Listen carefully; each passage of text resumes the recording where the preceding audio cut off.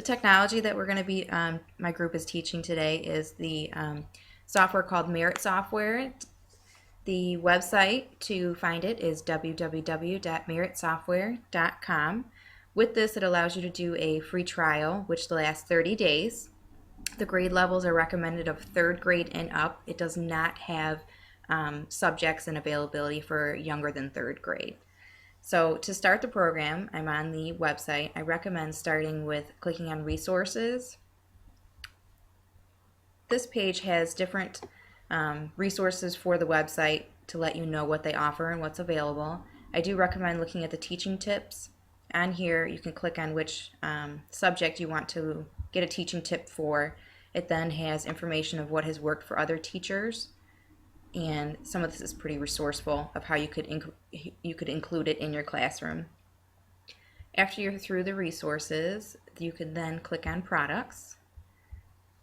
The different levels are in the school level, so you have elementary, middle, high school, college prep, ESL, things like that.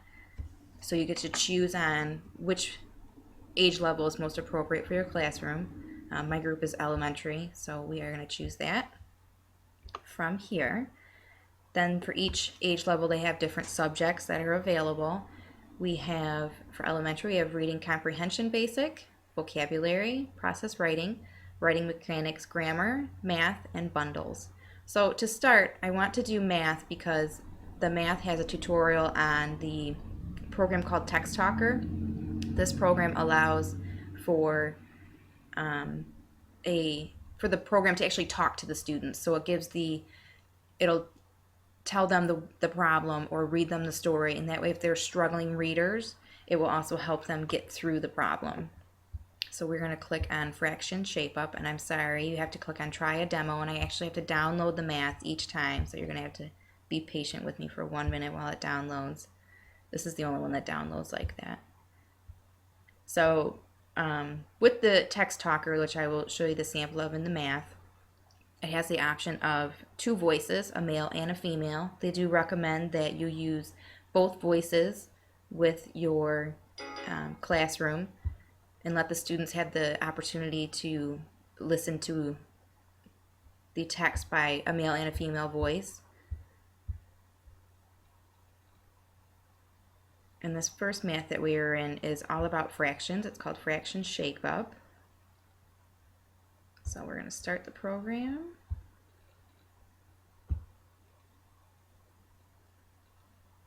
We're going to do first the voice demo. Let's do warm up. Of course, because we have not purchased this software, you're not able to use every aspect of it. I'm going to close all that for now because I want you to hear the voice. This is the Text Talker, and this is a sample of what it sounds like. The Merit Text Talker lets students listen to high-quality, synthesized voices, read almost any text that appears on the screen. As the text is read aloud, each word is highlighted as it is pronounced. In addition to my voice, Kate, and my voice, Paul, which are installed with the Merit Text Talker, you can also use your own installed voice to read the text. Users may select as much text as they would like to have read aloud, and they can repeat it as many times as they wish. The Merit Text Talker is included in Merit's reading, vocabulary, and grammar programs, version 10.0 and higher. So that is a sample of what the Text Talker sounds like. Like I said, it has the option of a male or a female. So let's do some fraction math. So it says to have a paper and pencil handy for the student, and it says an inch is 1/12 of a foot. Now it says the denominator is the number underneath the fraction bar. Tell us that a foot is divided into how many equal parts. So the student would type in how many parts are in the denominator, so there's 12 equal parts. Then it tells you if it's correct. If it's incorrect, which I'll do the next one incorrect, which is the numerator, it wants to know which is the number above. Sometimes it'll say what is the amount that is shaded. It has many different options. So we'll put 2. And yes, I know it's the wrong answer. Oh, and it says that it's not correct. Try again. You can also ask for coach help. and this will give instructions on how to answer the question properly. So this is the math fraction start, and we are going to close this and go into one of the other sections. So you just click back onto products, elementary school, and next I want to show you the reading comprehension. This one has 3 different for reading. We're going to take the top choice. We're going to try a demo.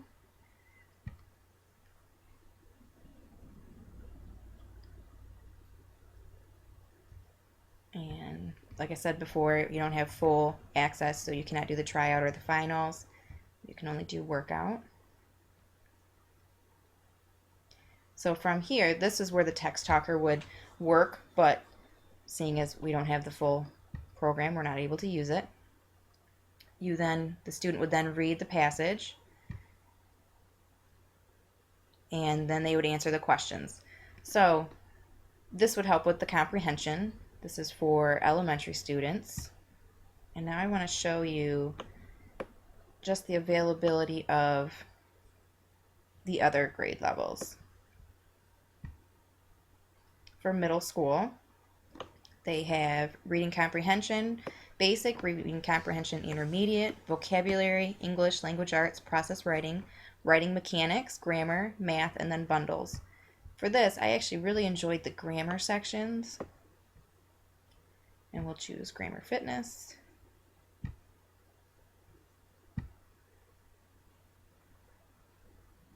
And we'll do a warm-up again. And you have the options of what you want to practice. So as a teacher, you will be able to get reports on what the student has done and what they are able to do very well and what they are struggling in. So that way you can help them decide where they need to work on.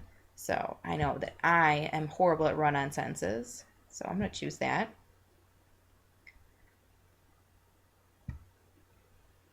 So they give you a run-on sentence, and then you have to find the error. If there is none, you say no, none. So Suzanne is a professional athlete someday. She wants to go to the Olympics. So the question is, did you find an error? Do you think that, the student has to figure out what they think? And I'm going to say no error. Let's see what it has to tell me.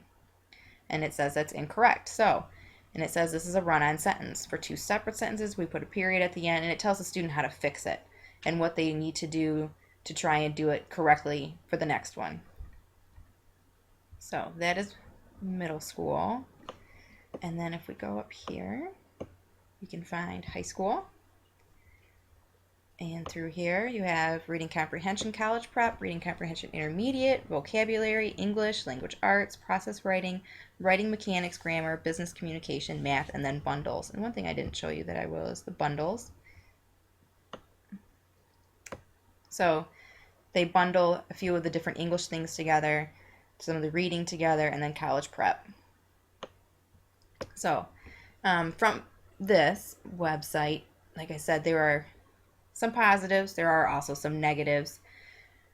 Some of the things that we liked is that the questions and the content are very closely related to MEP and other standardized tests. So this would be great for MEP prep. The other thing that we like is that it allows instant feedback, letting the students see and understand their mistakes right away, not having to wait for a teacher to grade it and to get it back, so they understand what they did incorrectly and are able to learn how to fix it and decide what needs to be done to fix it. One of our group members, Tiffany, she actually had her students use this, and she said that they actually really enjoyed using it, so that's positive. But we feel that it probably works better with a close ability group, and not a large group, but a smaller group with the same abilities in their reading and their math, either that or a one-on-one instruction. It would be a little hard to handle with a whole class doing it. Our dislikes, we don't feel it's useful in the PBL lessons or constructivist theory. This is very much drill exercises, and like we said, it's MEP prep. So it comes down to, do you believe that we are trying to teach to the test, or are we using it as a supplement? it's not going to be able to be something that's going to be creative and used in differentiated instruction all the time. It's just, it's not enough for that capability.